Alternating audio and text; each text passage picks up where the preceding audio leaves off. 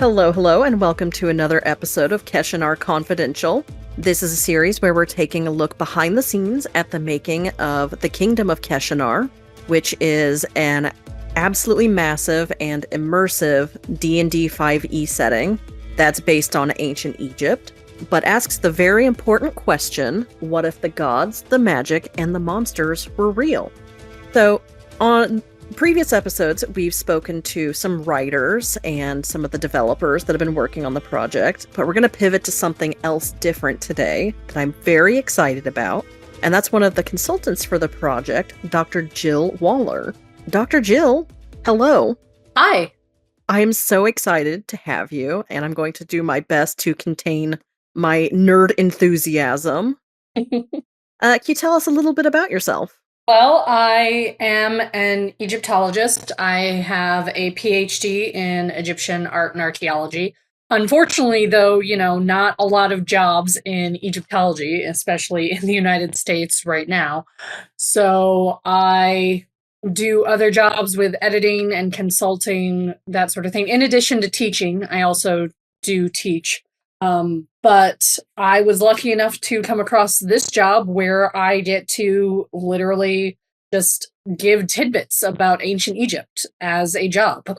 And we absolutely love you for it. I cannot tell you the amount of times that I've been sitting around and been like, geez, I wish I had a 1-800 dial an academic emergency question line. Okay, Dr. Jill, can you tell me, what was your first impression the very first time you saw this project? I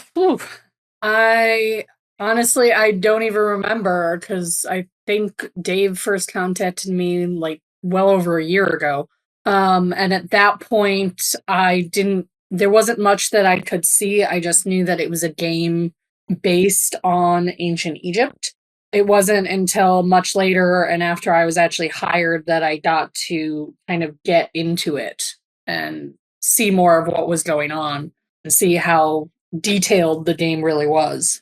Speaking of detail, we have a very big commitment to, obviously we're not making like a one-to-one recreation of ancient Egypt because I'm not an Egyptologist, but I feel like I can safely say they did not have dragons and other beasties like that walking around. No, they But didn't. but given that we are committed to historical accuracy, how do you think we're doing? A lot of it, yes. There are some things that I have definitely had some disagreements with, but the one great thing about my job is that even when I disagree, Dave has had me come up with like commentary, which hopefully will then be part of the final publication. So it'll just be kind of, fun facts and, this isn't accurate, but this is what was actually happening type idea. Oh, absolutely. I love the idea that even where we divert from the actual history, either in service to the setting, engaging players or story or what have you, that we can still at least provide some kind of an actual fact background. Yeah, it's not clear how much of that's going to actually make it into the final game and publication, but hopefully, we can do some sort of Egyptology companion extra facts so that people at least have the resources to then find out more information. So I know that everyone on this project has asked you probably a million questions. What has been your favorite thing that you've had a hand in helping us to create? Oh, that is difficult. I'd say probably some of the spells that Leo has worked on with like summoning gods and things like that. It's really cool to dive into real ancient Egyptian rituals and then see how the writers try to incorporate those ideas.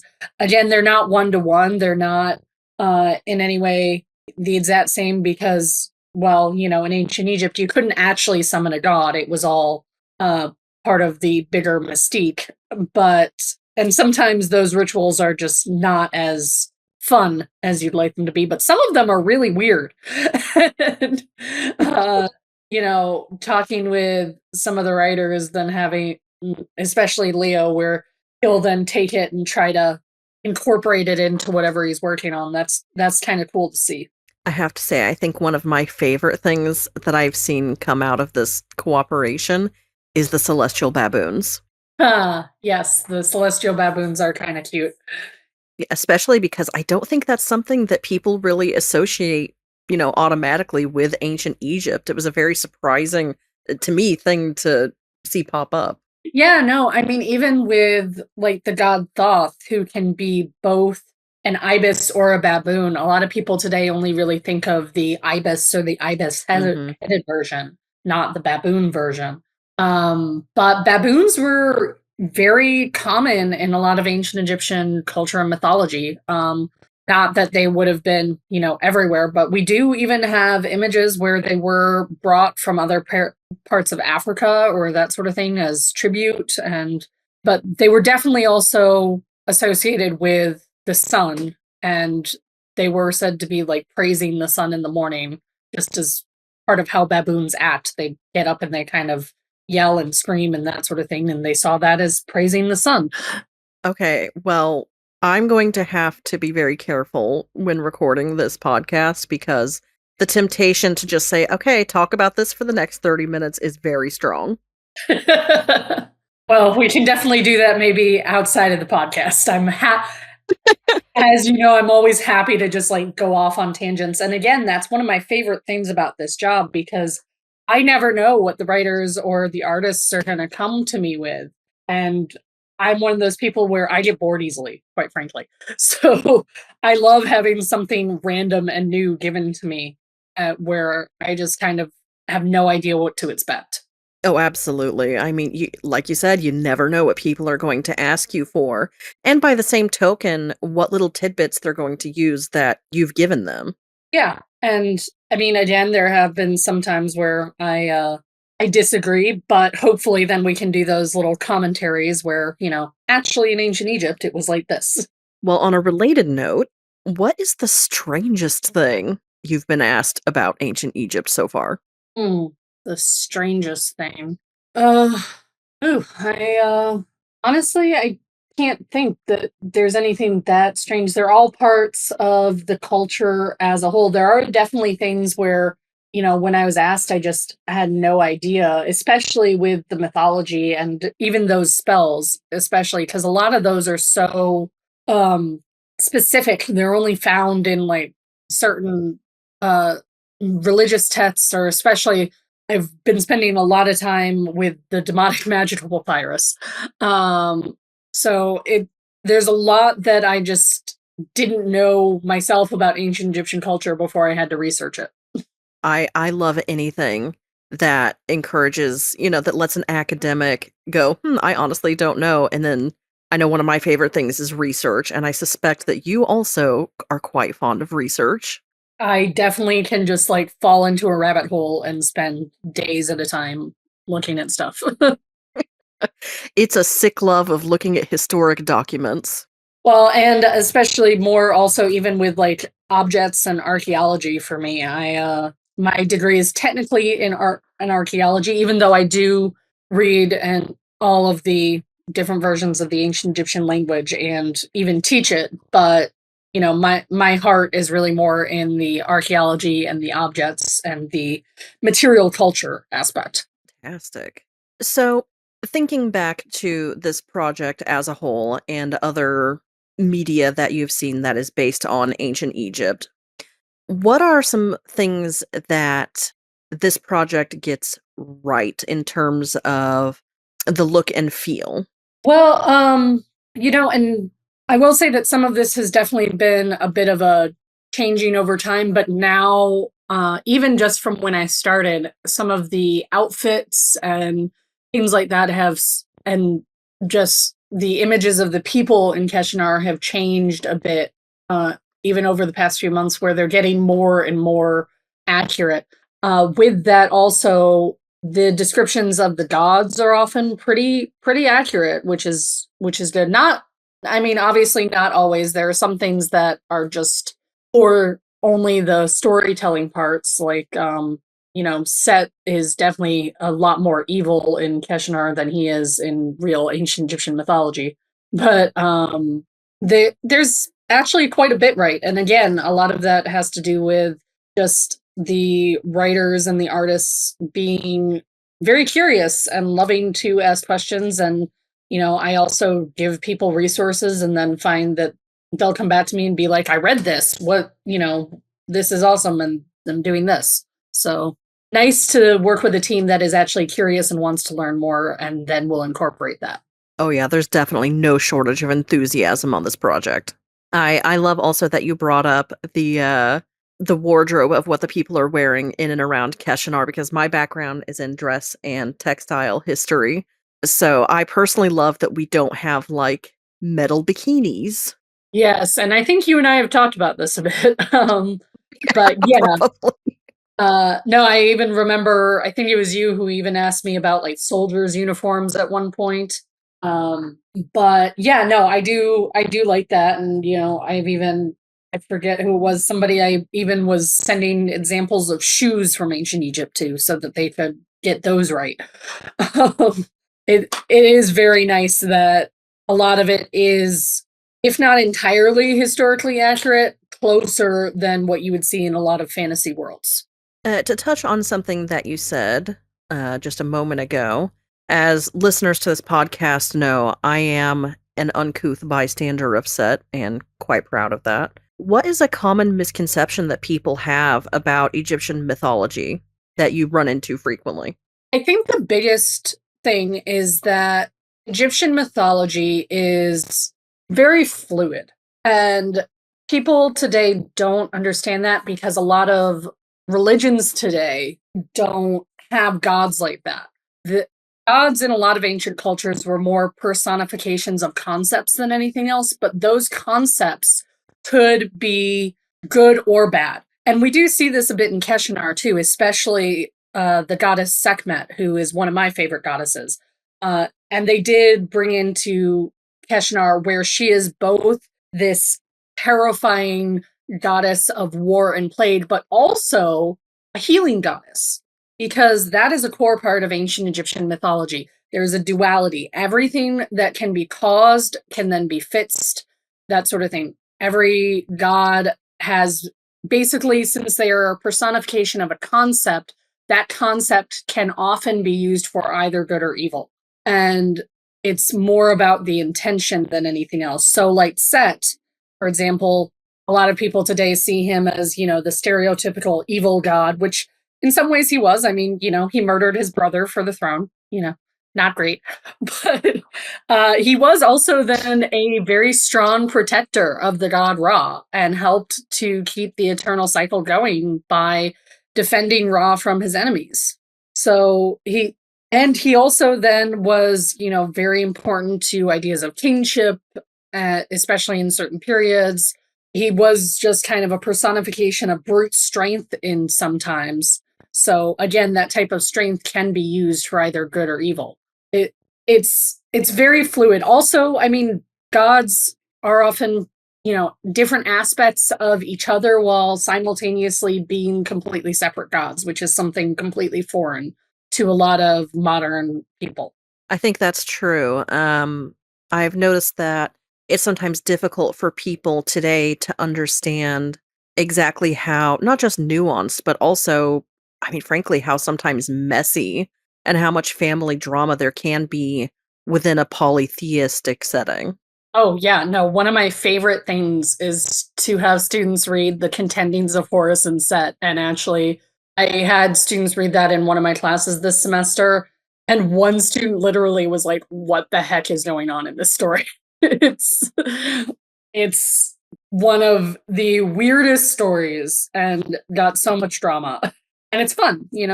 So, as I said earlier, my background is in dress and textile history. Mhm. So, most people now absolutely refuse to watch historic dramas with me because I will spend the whole time, yelling at the TV screen about where are the hairpins? Why are there zippers? And I'm assuming that you also consume a reasonable amount of Egyptian based media. So, Yes. what is the one thing that will have you pointing and yelling at the TV?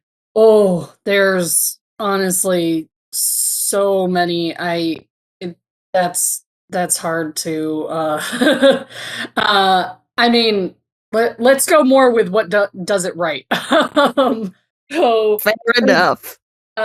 so for example, like I love and I grew up with the Mummy and the Mummy Returns.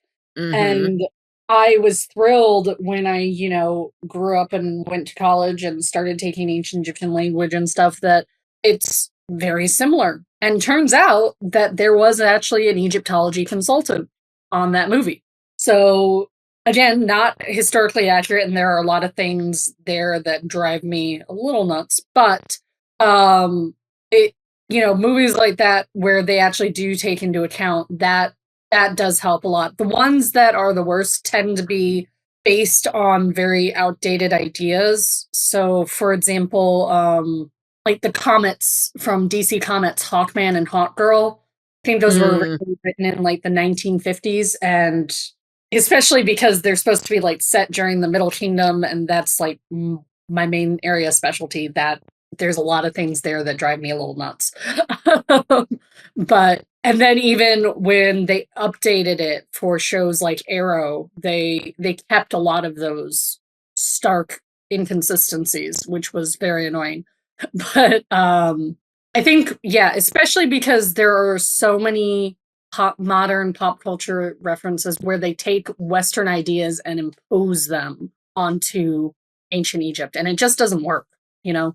Yes, it is extremely hard to take, what we would consider to be modern ideals or what have you, and try to put those on top of a society that was so far removed from what is, anything remotely happening today. Yeah. But I mean, that being said, even some of the earliest stuff definitely got it right. I mean, the 1932 version of the Mummy movie, excellent. And the reason why is that is loosely based on a real ancient Egyptian story. It is based on the tales of Setna, which then again was then revamped and turned into the Mummy movie of 1999. So like but that was based on a real ancient Egyptian kind of horror story with real live mummies that got up and walked around. That was like a thing, even in ancient Egypt. That was the story. So uh it's cool. When you see those types of reinventions, just have to remember to, and it's fine to also put it into our own culture to understand it. But sometimes I personally just think it goes a little bit too far where they want it to be, especially like the whole harem of women and slaves building the pyramids and things like that are just completely false. It not okay. I am delighted to hear that the classic Mummy movie is so accurate because, as a general disclaimer, I am gothic trash and I love old horror movies, and I am just tickled to know that that one checks so many correct boxes. Oh yeah, no.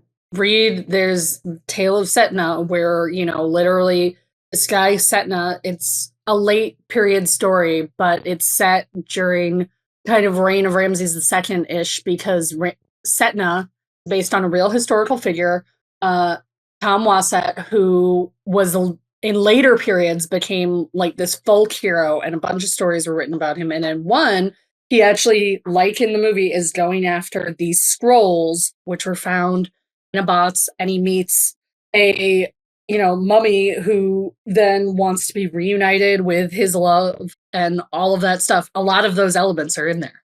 Okay, well, this is my new favorite thing. To Tales of switch gears, Setna. hmm? Tales of Setna, really cool stories. I am absolutely writing that down because I love that. I love everything about that. To switch gears a little bit here, were you familiar with Dungeons and Dragons before starting on this project? Yes, but not super personally. So actually, I have a lot of really good, even best friends who play Dungeons and Dragons quite regularly. One of my best friends from high school, her husband is a DM and has a weekly one. Another one of my friends from college, she has a semi. It's supposed to be a weekly game. It's more like monthly. But I had never actually played myself until this game. Have we convinced you to play now? Uh, that's a little outstanding. I've only played once. It was a one shot as part of one of our events, and I think I would need to play in a setting with people I was a little bit more comfortable with than just, random strangers on the internet. Oh, absolutely. It's a very it's a lot of a trust exercise because it really is like one big game of improv but with math. Yeah, and I couldn't follow so much of it. I think it's something that once you get into it, it'll be fun and easy, but not having ever done it before, I was just so confused. Well, don't feel bad. I have played numerous times. My husband is very into everything TTRPG. I think we have at least 300 in our collection, Wow. and I still don't understand it. So, yeah, don't feel bad. Yeah, I just also like I've never one of my friend groups in high school was obsessed with board games and I was never very good at them. I guess I'm more of, like a logic puzzle crossword kind of person. I do think in spite of this, though, will you be joining us at a convention? Yes, I will be at GaryCon in a couple of weeks. Is this your first convention? Yes, it is my first especially gaming convention and I have no idea what to expect. Okay, well, we are going to have to mark that occasion and make sure that, everyone knows this is it's your first time at a gaming convention.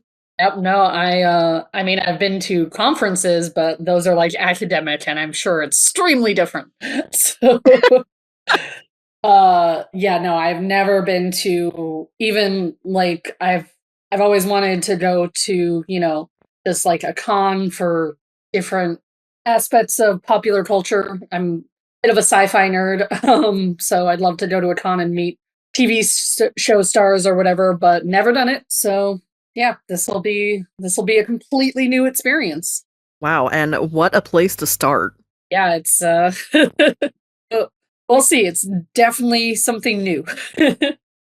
So, in short order here, when people have their hands on the Kingdom of Keshanar and they get bitten, as most of us do, by the Egyptology bug and they just want to know more, what would you suggest as an accessible and good first place to start for someone who just really wants to know more?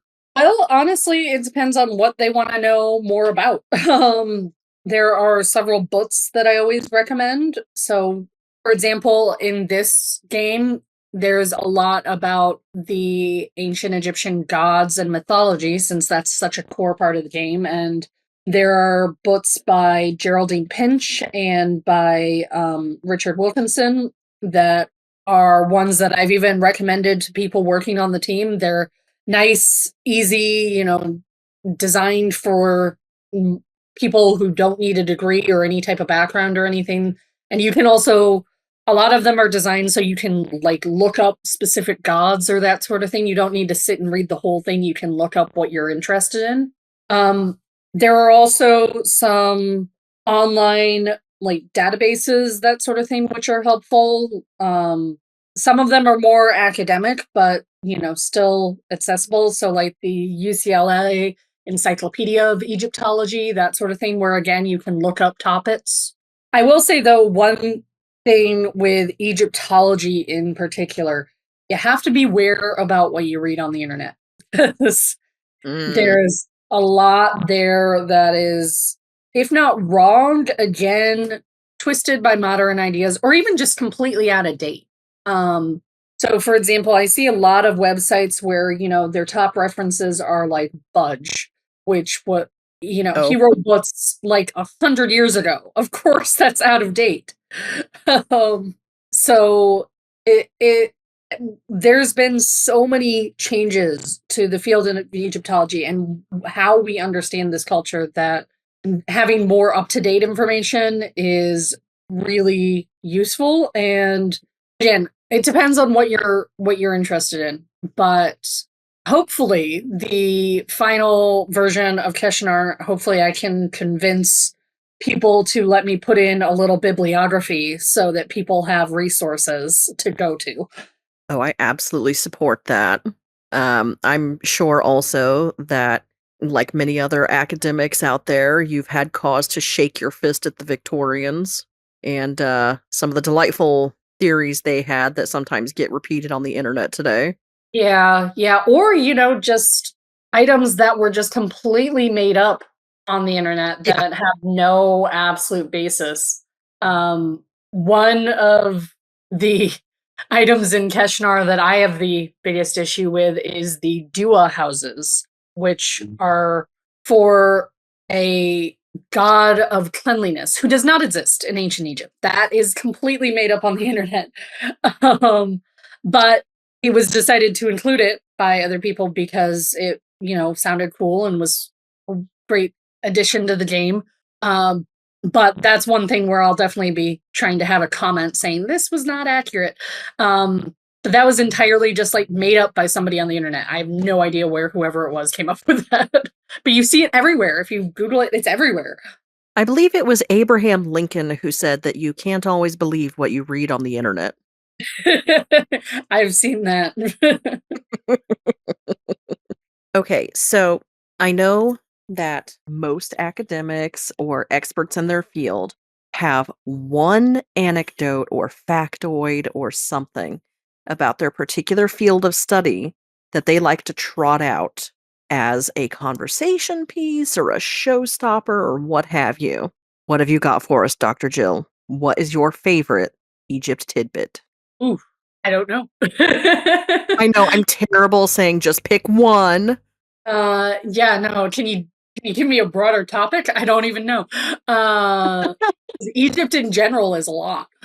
Um, okay, the example that comes to mind since we were talking earlier about demons and spells, uh, because I am a migraine sufferer, I absolutely adore the fact that ancient Egyptian medical texts do discuss migraines and how to treat them.